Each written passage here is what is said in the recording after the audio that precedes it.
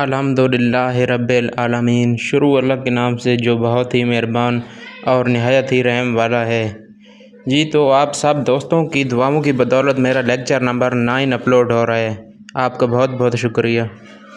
जी तो फार्माक्यूटिक्स का एक टॉपिक है रियोलॉजी। सबसे पहले हम डेफिनेशन करते हैं। Rheology is science concerned with the deformation of matter under the influence of stress.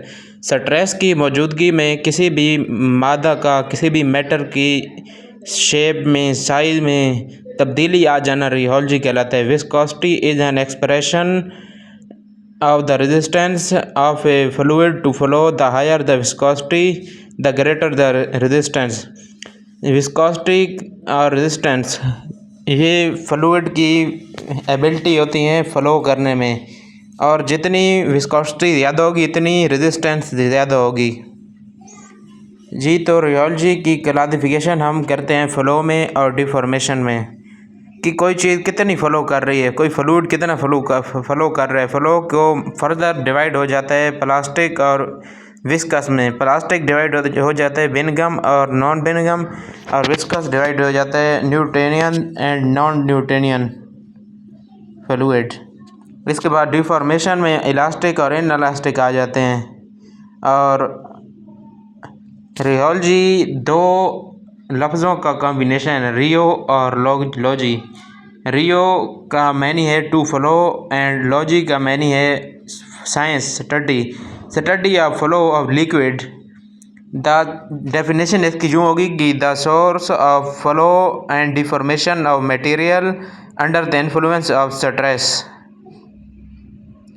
Types of deformation, दो टाइप्स होती हैं डिफॉर्मेशन की, इलास्टिक डिफॉर्मेशन और प्लास्टिक डिफॉर्मेशन। इलास्टिक डिफॉर्मेशन वो होती है जिसमें it is a spontaneous and reversible deformation when the applied stress is removed the fluid come back to it original form. जब आप किसी चीज़ पे स्ट्रेस लगाएंगे और उसमें तब्दीली आए लेकिन वो दोबारा अपनी मौजूदा हालत में वापस आ जाए तो इसको हम कहेंगे इलास्टिक डिफॉर्मेशन। इलास्टिक डिफॉर्मेशन तब्दीली दोबारा वापस आ जाती है। इसके बाद आ जाती है प्लास्टिक डिफॉर्मेशन।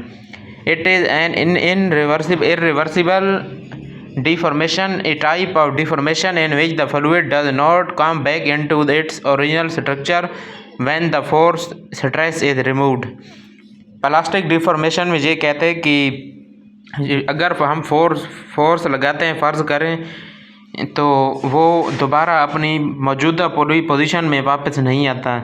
आप सस्पेंशन को देख सकते हैं, जब हम पाउडर में वाटर मिला देते हैं तो दोबारा पाउडर नहीं अचीव हो सकता हमें। इसके बाद आ जाती हैं types of liquid. On the basis of motion shown by liquid they are classified into two types, Newtonian liquid, non Newtonian liquid.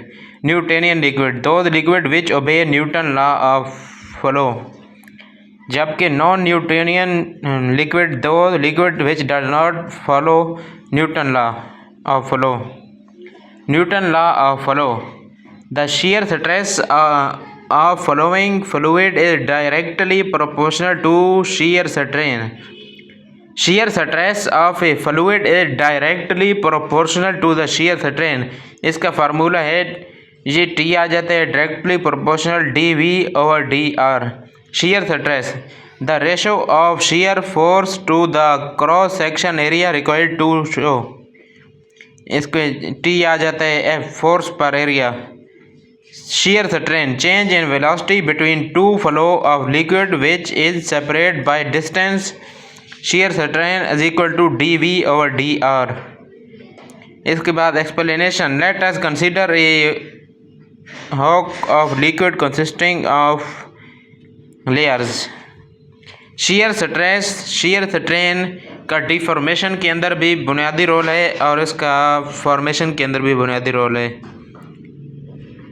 When the stress is applied on upper layer of the liquid, it will move with velocity which is denoted by dV, where the bottom layer is considered to be fixed in a place।